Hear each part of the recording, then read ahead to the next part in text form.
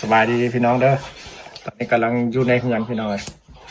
สิไปถ่ายผู้สาวว่าซัดเพิ่นว่าเพิ่นขอมาว่าถ่ายผู้สาวรัสเซียให้เมืองแน่สิพาไปพี่น้องเลยสามตัวสามตัวซ้อนหนาวขนาดไหนพี่น้องเลยตัวซ้อนมีแต่ตัวใหญ่ๆหนาๆเลยนะสี่ซ้ำนะพี่น้องสี่ตัวเสื้อในอีกลองเบิ่งพี่น้องเลยที่ได้ผู้สาวมาให้พี่น้องไปเห็นบ่ลองเบิ่งได้สาวรัสเซียเจอกันเดี๋ยวก็ไปถ่ายให้เบิ่งนี่ก็กำลังออกจากเหือนพี่น้องเลยคือวันหนาวแห้งได้สาดนะพี่น้องเลยลองเบิ่งเขาสิได้ผู้สาวให้พี่น้องเบิ่งบ่ตามเพิ่นขอมาพี่น้องเลยเท้าสุดขอเอ็นได้เด้อเพราะว่ามันเขาบ่มีอุปกรณ์พี่น้องเลยจริงจิโบก้านะเขามีแต่โทรศัพท์ซื้อเขาโบก้าไปสัมภาษณ์เพิ่นคันมีกล้องนี้อย่างดีๆเขาคาดพี่น้องคันมีกล้องนี้อย่างดีๆนี่สามารถที่ไปเว้ากับข้าเจ้าได้พี่น้องถ่ายแล้วก็ขอข้าเจ้าถ่ายก็ได้สัมภาษณ์อันนี้เขาเพียงแต่โทรศัพท์พี่น้องโบก้าแต่หากเมื่อนี้สิไปลองเบิ่งมาสิได้ซ้ำไหนเอาบ่ได้กับสิถ่ายให้เบิ่งซื่อๆเด้อพี่น้องเลยนี่ยังเว้นอยู่นี่นะหนาวแห้งพี่น้องเลยนี่ก็เป็นเพื่อนเขาเดี๋ยวเขาสิย่างไปคันมันหนาวหลายเขาก็จะขี่รถเมล์คันบ่หนาวหลายเขาก็สิย่างเอาพี่น้องว่าย่างแล้วก็ถ่ายบรรยากาศให้พี่น้องเบิ่งนำเลยวันดูจะเสียเป็นจังไดเอาติดตามเบิ่งเด้อพี่น้องเดี๋ยวว่าสิได้จังไดสิเป็นจังไดเด้อเขาก็ถือว่าบ่ให้100%พี่น้องว่าถ้าเขามีอุปกรณ์หรือว่ามีกล้องมีโกโปรดีๆนะถ่ายเขาก็จะสิกล้าไปสัมภาษณ์เพิ่นอยู่พี่น้องสิกล้าถามเพิ่นอยู่นี่เขาเพียงแต่โทรศัพท์ซื้อเขาก็บ่กล้าพี่น้องเลยยานอายแด้แล้วก็ ยานข้าเจ้าบุรินดำแด้นะมันก็เสียหายได้พี่น้องเขาก็บ่ฮู้เนาะว่าจิตใจคนที่เป็นจังได๋คนต่างแดนคนต่างประเทศแต่หาก100%เพิ่นก็โอเคนำอยู่พี่น้องเลยสำหรับผู้หญิงรัสเซียได้เพิ่นก็นิสัยดีอยู่พี่น้องเลยแต่งามพี่น้องงามแท้สาวรัสเซียน่ะเดี๋ยวสิพาไปเอาไปจะได้จะเข้าไปเบิ่งพี่น้องคลิปนี้เด้อ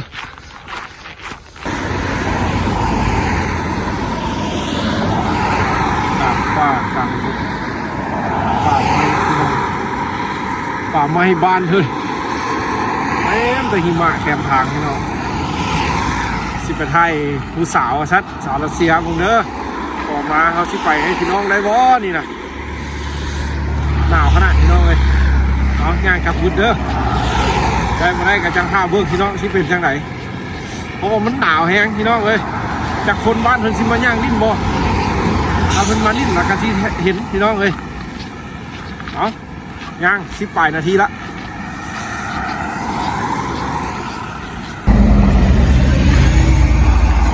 ครับ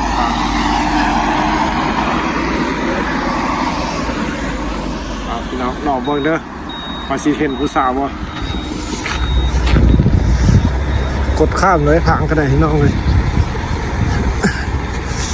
รัสเซียเด้อสาวรัสเซียพี่น้อง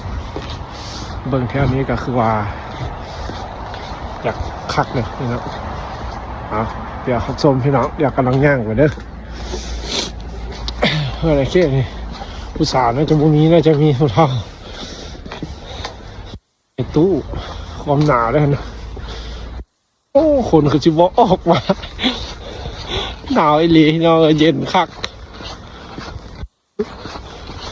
ขนาดที่วันที่แบบอันซุ่มนุ่มเราได้นี่กลางเมืองนะคนยังว่ามีพี่น้องแต่ละเฮือนี่คนจำแน่นในวันนี้นะถือว่าเป็นวันนี้ถือว่าคนบ่คาดเลยพี่น้องแต่ตอนนี้บ่มีคนนี่ถือว่าวันนี้เขาก็มาย่างมาถ่ายหลายเทื่อแล้วพี่น้องถือว่าอันนี้เป็นแบบเส้นทางที่ยามวันเสาร์อาทิตย์เขาจะมาย่างลิ้นพี่น้องจะเป็นเส้นทางนี่ส่วนหลายคนจะมาย่างลิ้นอยู่นี่แถวนี้แต่คนผู้สาวคือจิโบมีให้พี่น้องเบิ่งนะเด้อนี่หรือว่ากลางตัวเมืองแล้วพี่น้องวันเขามาท่ายนี่หรือว่าเป็นแบบบอลที่เขาเจ้ามาซุ่มนุมลิ้นกันอยู่นี่พี่น้องเป็นย่างลิ้นย่างเที่ยว คู่บ่าวสาวพี่น้องเลย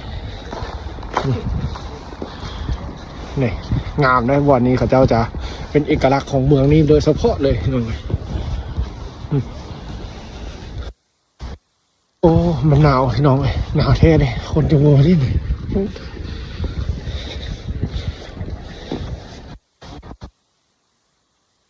ไปเบิ้ง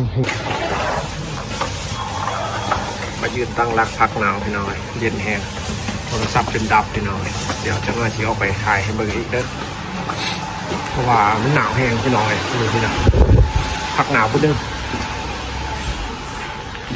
คือว่าผู้คนเมื่อนี้บ่มีพี่น้องเลยคือว่าบ่มีเลยใครจะมีห้านอยู่นี่แล้วเขาก็เข้าไปพักหนาวซื้อขนมกินที่นั่งกาแฟหนาวแห้งพี่น้องเลยโทรศัพท์ก็จนดับถือว่ามันหนาวพี่น้องคันมันบ่หนาวกะซีมีคนมาย่างลิ้นย่างเที่ยวพี่น้องเพราะว่าในมือพักผ่อนแล้วได้มือนี้ปกติกันเป็นคนจะหลายพี่น้องสำหรับเมืองนี้พี่น้องเดี๋ยวกะซีย่างไทยเพิ่มพี่น้องเบิ่งเด้อว่าเป็นจังไงหลังจากนั้นแล้วก็ค่อยมือพี่น้องพี่น้องก็ตอนนี้ก็ถือว่าคอยค่ำแล้วพี่น้องเมื่อกี้ก็เข้าไปพักหนาวเพราะว่ามันหนาวแห้งพี่น้องโทรศัพท์ก็จนดับจนนั้นพี่น้องนี่ก็ถือว่าอยู่กลางเมืองพี่น้องที่เส้นทางบ่อนี้ก็ถือว่าเป็นบ่อนที่แบบคนบ้านเมืองเขาเจ้าที่จะมาเต้าโฮมมาย่างลิ้นพี่น้องตามวัฒนธรรมของเขาเจ้าพี่น้องว่าแถวนี้ก็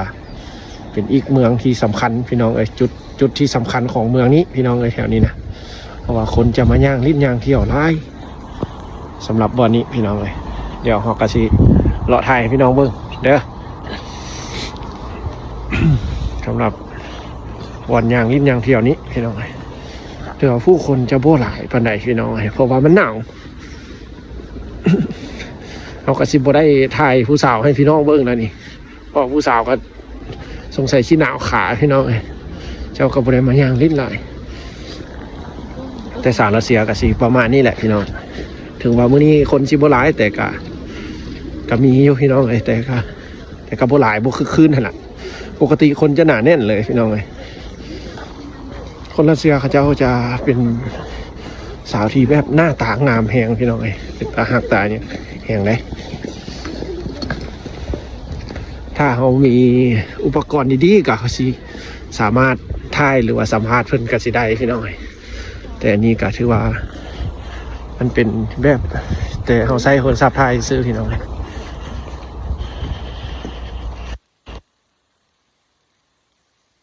เมืองนี้พี่น้องเขาก็สิ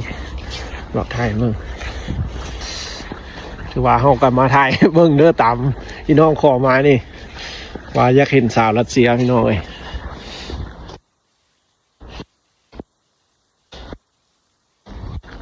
ถือว่าบ้านเฮิร์นกาถือว่าเป็นเอกลักษณ์พี่น้องคนรัสเซียก็ได้เจ้าก็บ่ได้ไปลิ้นไปเที่ยวอย่างหลายดอกพี่น้องคนรัสเซียเพราะว่าอยู่บ้านเพิ่นบ่มีการกินเหล้ากินเบียร์ซุ่มแซวให้หาหลายส่วนใหญ่ก็กินหายกินมันที่น้องอันนี้ก็จักแม่นนี่อย่างนี้เอาของแก่นี่ว่าจะเป็นสีทองเป็นแวบทองเหลืองทองแดงแล้วเนาะอันนี้เนาะก็ว่าสีมีความสำคัญของสมัยตะกี้อะไรเนาะ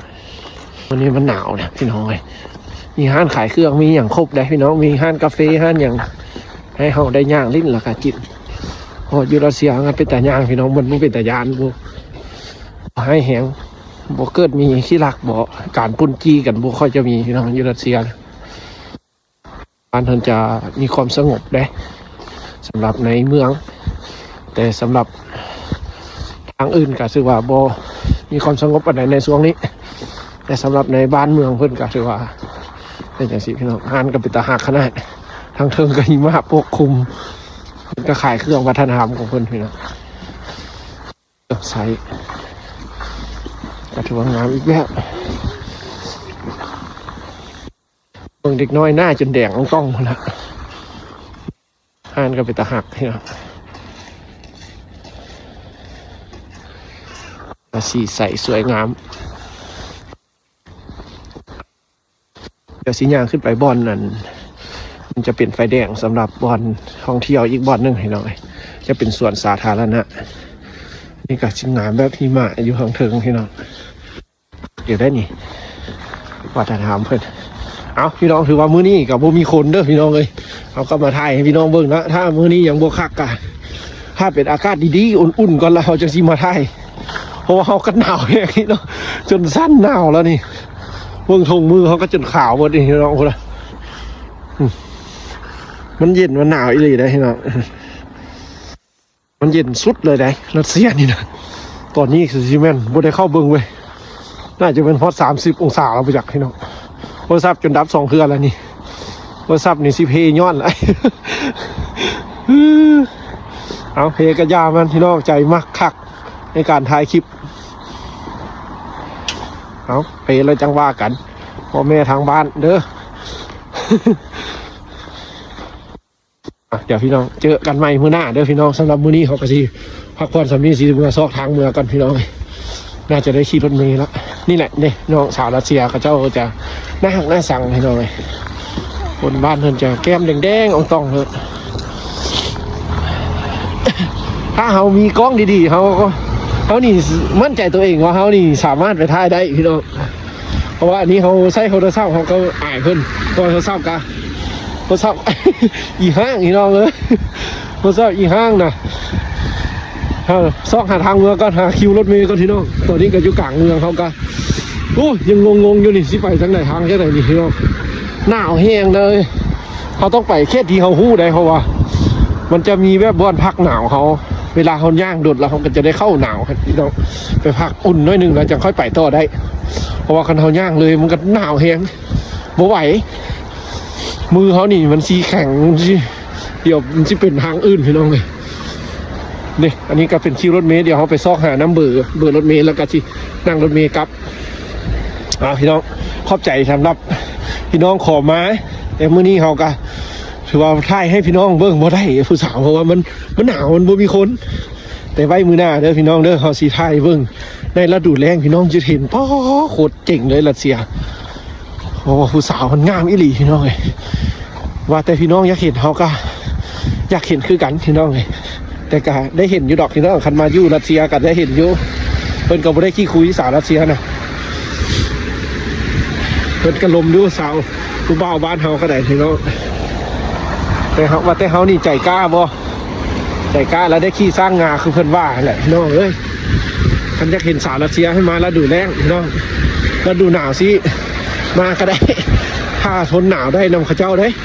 สาวรัสเซียข้าเจ้าบ่มากไปดอกที่สวนไปกินเหล้ากินเบียร์ไปห้องอาหารเพิ่นจะได้ไปย่างลิ้นจูงแขนกันแล้วก็กินน้ำกาแฟขนมแล้วก็แล้วพี่น้องพอเชื่อมั่นในความหักแล้วพอ